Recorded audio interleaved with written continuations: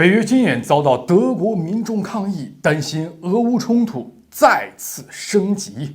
北约军演问题上，除了俄罗斯，其实中国更得注意。大家好，我是吕哲。最近，德国当地民众打出了反战标语，抗议北约军演。这是怎么回事呢？日前，美国与德国一同宣布，北约将在6月中旬举行空中卫士2023多国联合演习。这也将是北约史上最大规模的空军部署演习。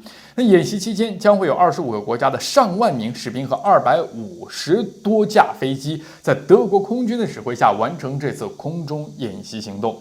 而这个最大规模的空中演习的目的在于提升和优化北约各国之间的合作，以及联合作战应对危机的能力，展示北约的实力。说白了，就是要秀秀咱的肌肉。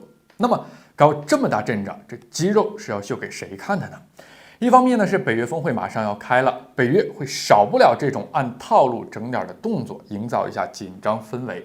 另一方面呢，自然是要秀自己的肌肉给俄罗斯看看。无论是大规模的军事援助，还是大规模的军事演习北约想要全方位打压俄罗斯的心思，那是早就藏不住的呀。不过话又说回来，对于无法解决俄罗斯核威慑的北约，这事儿显然还有第二层的用意。说到这儿就不得不提一下咱的邻居日本。作为参加这次北约最大规模军演的25个国家之一，日本不仅不是北约成员国，还是唯一一个亚洲国家。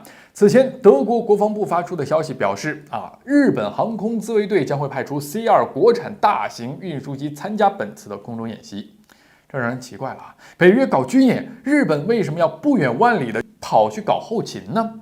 我们再来看看日本的盟友美国怎么说。针对北约军演，美国空军说只是震慑，更重要的是北约与其他盟友之间的协调。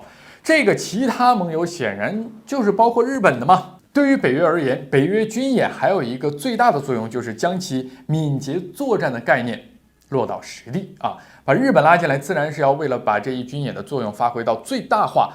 除了验证其敏捷作战的概念以外，还要验证一下日本，让他练手，好顺理成章的当好北约扩张的带路人。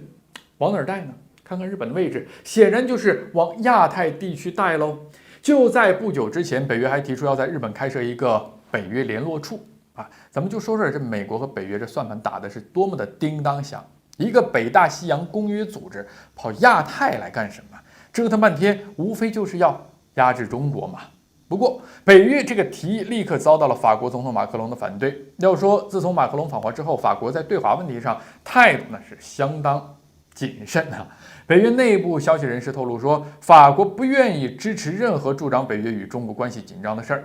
话都说到这份上了，联系一下德国主导这次北约史上最大规模的空中演习也就明白，同样是在马克龙访华之后，不仅在对华问题上谨慎，还一度呼吁欧洲减少对美国的依赖。要知道，一直以来欧洲都想拿回战略自主权，这个节骨眼上法国站了出来，颇有点带头大哥的意思了不过听到这话的美国当然不乐意了。你想，一帮为美国马首是瞻的国家，突然有一个唱出了反调，不仅还向中国靠拢，还搞起了所谓战略自主，美国怎么可能答应？这不，美国立马就在北约军演上搞动作，安排德国主导了，直接对垒法国。而美国的目的就是要分解欧洲的重心和力量，让欧洲无法和美国脱开干系，好让欧洲各国继续跟着美国玩，去打压中国。讲这么多，想必大家明白了，美国费尽心思搞北约有史以来最大规模的空中演习，除了要震慑俄罗斯，那就是要威慑中国。这边还让日本加入，明显是要搞北约的亚太化。对于这一点，咱中国一定要敲响警钟，小心小心。好，今天吕志观察就是这样，下期再见。